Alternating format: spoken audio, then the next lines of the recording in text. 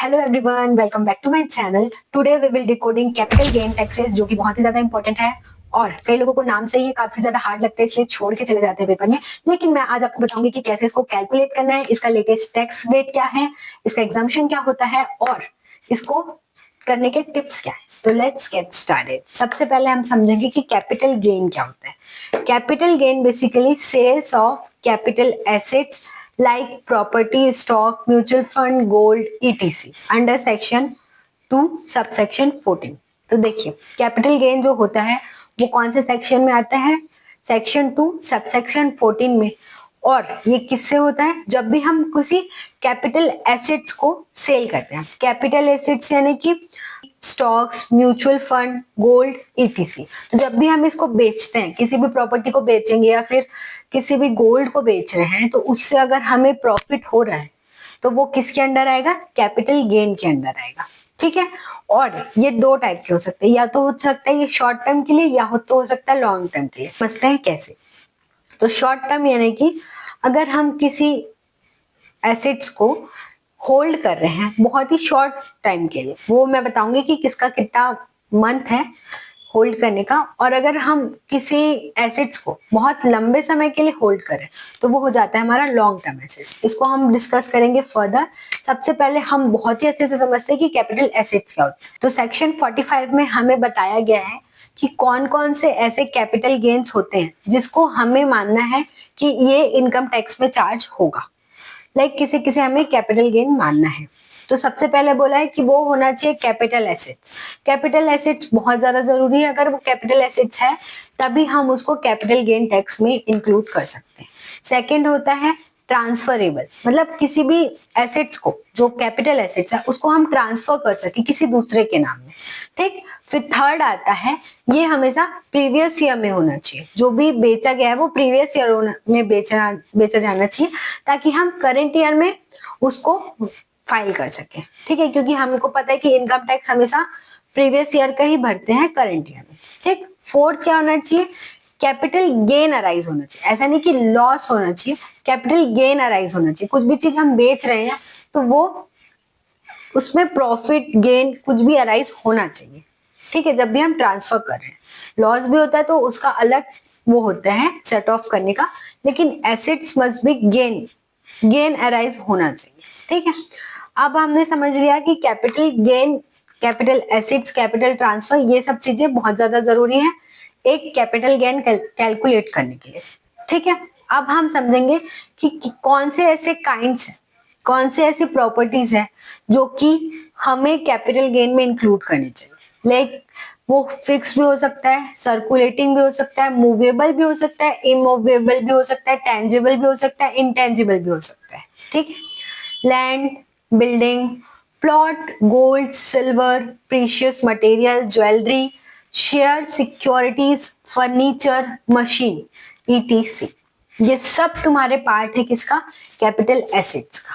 ठीक। अब capital assets को एकदम अच्छे से समझ लेते हैं कि ये कौन कौन से चीज में आता है। अब देखो कैपिटल एसेट्स में सबसे पहले आएगा land, building, flat, plot, etc, जो कि इमूवेबल है। ठीक। उसके बाद आ जाता है furniture, machinery, plant, etc, which are used for running the business. अगर कोई बिजनेस करने के लिए फर्नीचर, मशीनरी, प्लांट खरीद रहे, बिजनेस करने की, तभी वो कैपिटल गेन में इंक्लूड होगा। ठीक है। Gold, silver, precious material, precious stone, jewellery, except stock in trade. ठीक है, स्टॉक इन ट्रेड का बाद में समझेंगे, पहले ये समझो कि ये चीजें आती हैं।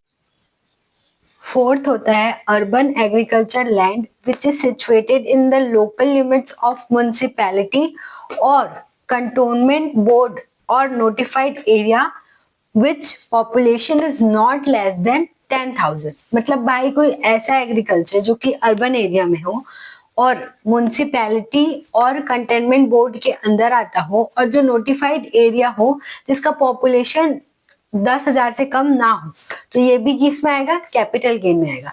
Share, securities, bond, etc held by the SSC as a investor. अगर एसएससी ने, जो कि जिसका रिटर्न फाइल हो रहा है, उसने अगर किसी शेयर या सिक्योरिटी, बॉन्ड में इन्वेस्ट किया है तो वो भी क्या आएगा, कैपिटल गेन के अंदर आएगा। Goodwill, patent, interest of the firm, तो ये सब भी किस में आएगा, कैपिटल गेन में ही आएगा।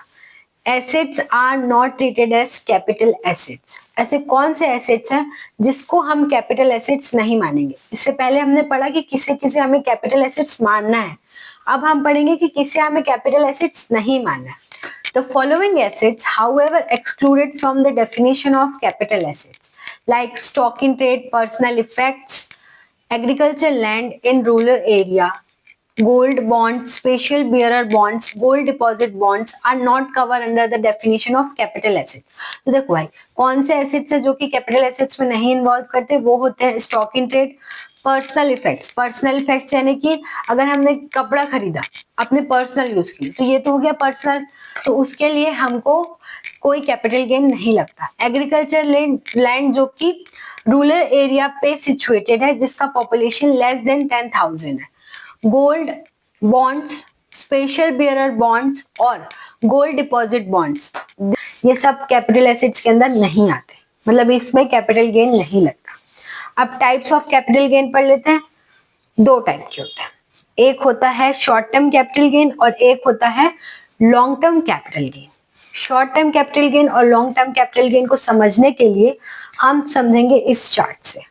देखो, जो भी इनमूवेबल प्रॉपर्टीज होती है जैसे कि लैंड, बिल्डिंग, प्लॉट, ये सब, तो उसको अगर अपन 24 मंथ्स यानी कि 2 साल से अगर ज्यादा के लिए रख रहे हैं तो वो हो जाएगा लॉन्ग टर्म कैपिटल गेन, और अगर 2 साल से कम के लिए रख रहे हैं तो वो हो जाएगा short term capital gain.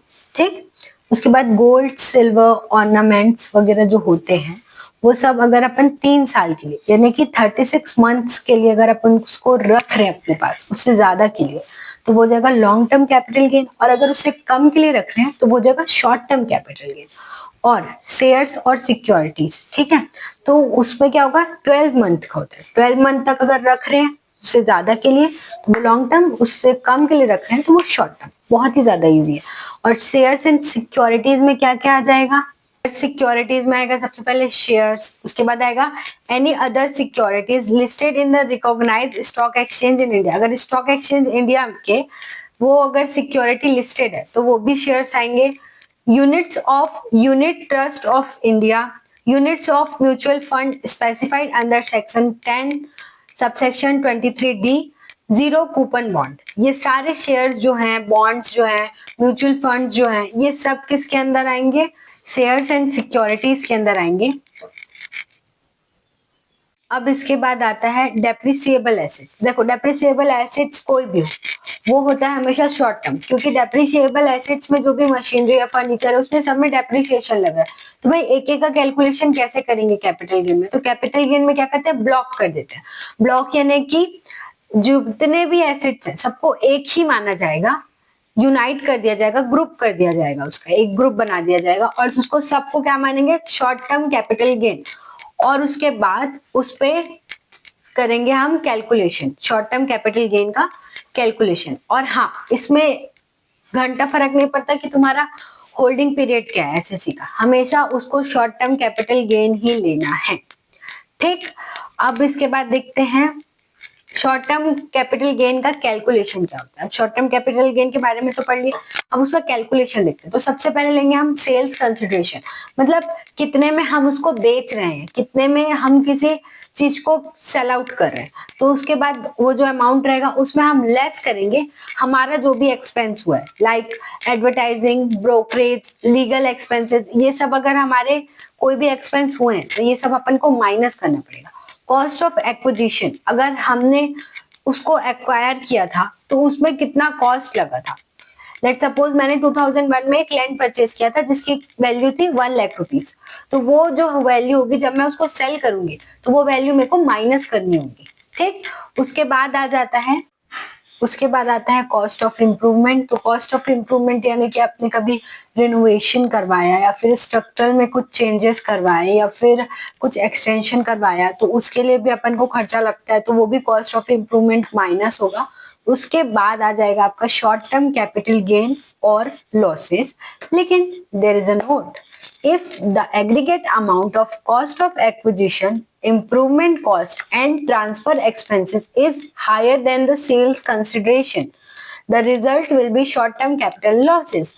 This short-term capital losses can be adjusted against any short-term capital gain or long-term capital gain, but cannot be set off against other income. तो देखो क्या बोल रहे हैं, जो शॉर्ट टर्म कैपिटल गेन होता है वो कई बार नेगेटिव भी आ जाए। मतलब देखो, जो हमारा कॉस्ट ऑफ एक्विजिशन है, कॉस्ट ऑफ इम्प्रूवमेंट है और कॉस्ट ऑफ एक्सपेंस है, ये तीन चीजें अगर ज्यादा हो गई है इसे सेल्स कंसिडरेशन, लेट सपोज हम बेच रहे हैं 12 लाख में, लेकिन हमने खर्चा और एक्वायर करने में 14 लाख लगा दिया, तो 2 लाख का लॉस हो रहा है। तो ये जो लॉस है वो क्या लाएगा, शॉर्ट टर्म कैपिटल लॉस, और ये सेट ऑफ होगा या तो लॉन्ग टर्म कैपिटल लॉस से, या तो लॉन्ग टर्म कैपिटल गेन से, या तो शॉर्ट टर्म कैपिटल गेन से, और इसके अलावा और कोई भी इनकम से ये सेट ऑफ नहीं होगा। कैपिटल गेन जो होता है वो हमेशा अपने वालों से ही होता है सेट ऑफ, उसके अलावा और किसी से नहीं होता।